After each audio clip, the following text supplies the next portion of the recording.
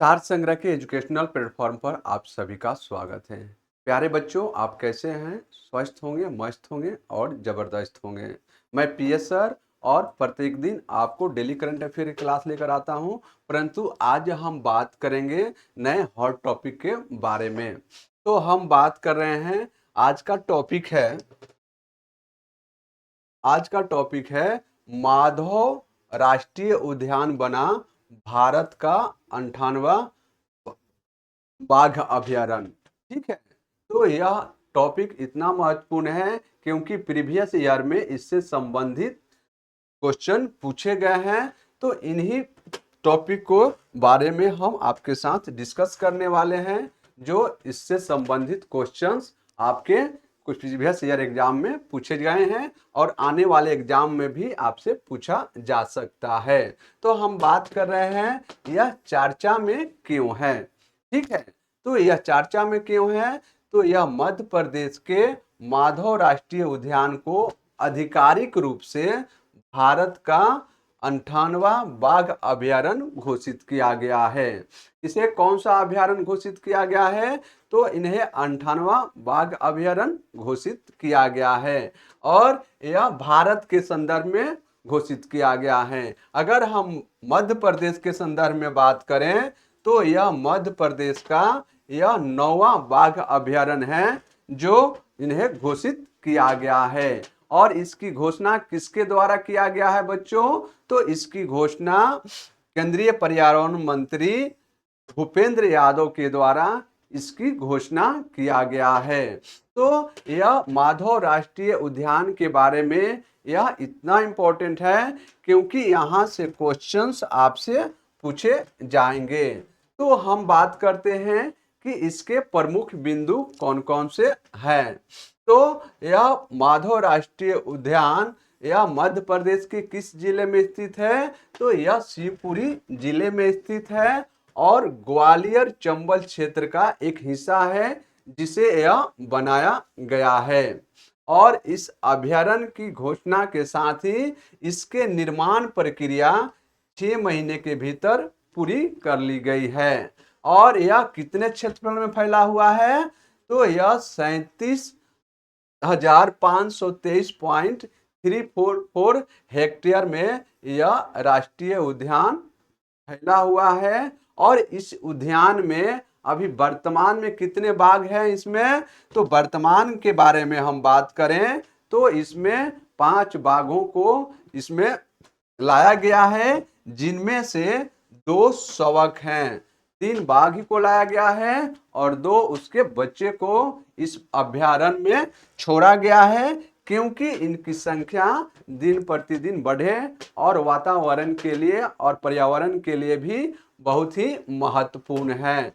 और शिवपुरी के पार्क में पन्ना टाइगर रिजर्व से लाई गई बाघिन को छोड़ा गया है। अगर आपसे पूछा जाए कि इस पार्क में कहां से टाइगर लाया गया था, तो यह पन्ना टाइगर, आप नाम याद कर लेंगे, पन्ना टाइगर रिजर्व से, पन्ना टाइगर अभयारण्य से बाघिन को लाकर इसमें छोड़ा गया है। और इसका नाम क्या है बच्चों?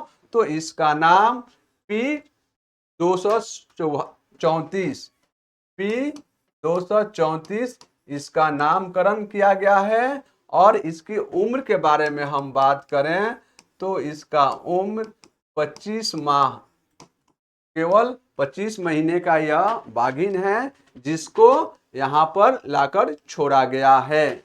और इसको क्या किया गया है? ट्रैंकुलाइज किया गया है। जब भी हम किसी बाघ को छोड़ते हैं तो उसको ट्रैंकुलाइज किया जाता है और उसके बारे में अध्ययन किया जाता है और उसके बाद कॉलर आईडी लगाकर इसे जंगल में छोड़ दिया जाता है कि उसके बारे में हमें जानकारी प्रति मिनट मिलता रहे। और इस टाइगर में बाघ के साथ साथ तेंदुआ, भेड़िया, सियार, स्याही, अजगर, मगरमच्छ, चिनकारा सहित कई वन्य जीव बड़ी संख्या में पाए जाते हैं। और वहीं आपसे हम पूछें कि भारत में कितने बाघ कॉरिडोर है बच्चों? तो भारत में 32 प्रमुख बाघ कॉरिडोर हैं उनमें से यह एक कॉरिडोर के रूप में जाना जाएगा। और वन्यजीव संरक्षण अधिनियम 1972, अगर आपसे पूछा जाए कि बाघों का संरक्षण किसमें किया जाता है, तो वन्यजीव संरक्षण अधिनियम 1972 के तहत बाघों के संरक्षण के बारे में उल्लेख किया गया है।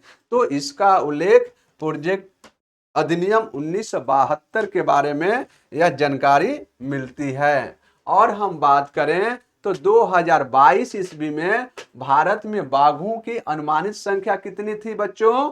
तो 2022 ईस्वी में 3167 से यह 3925 इनकी संख्या थी।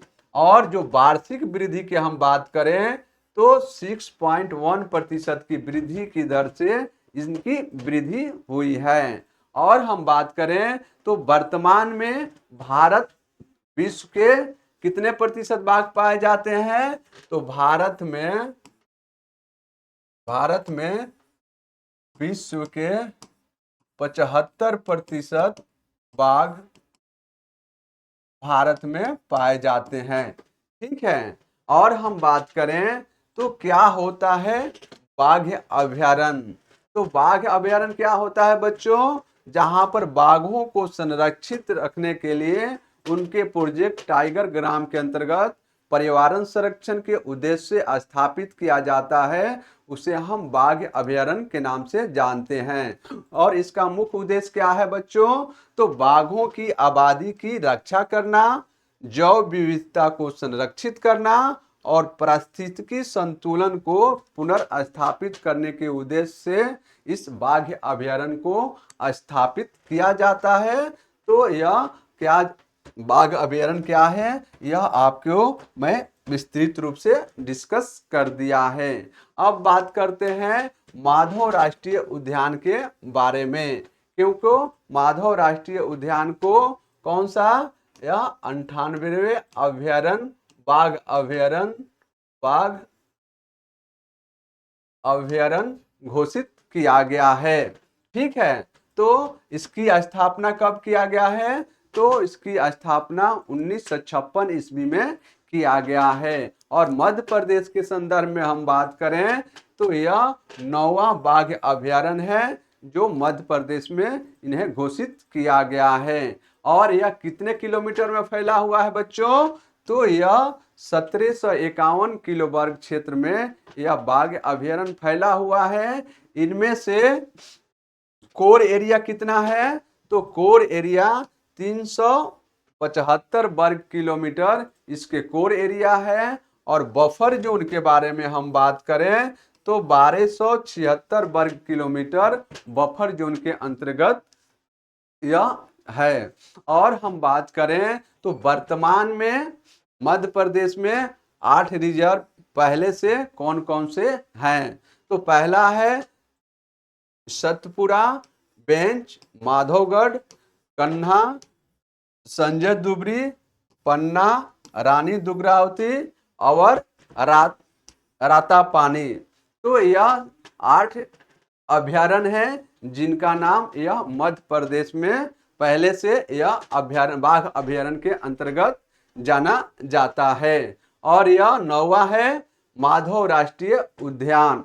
तो यह आपको इस जानकारी को आपको अच्छे से अध्ययन कर लेना है, क्योंकि इससे संबंधित जानकारी आपसे पूछी जाएंगी।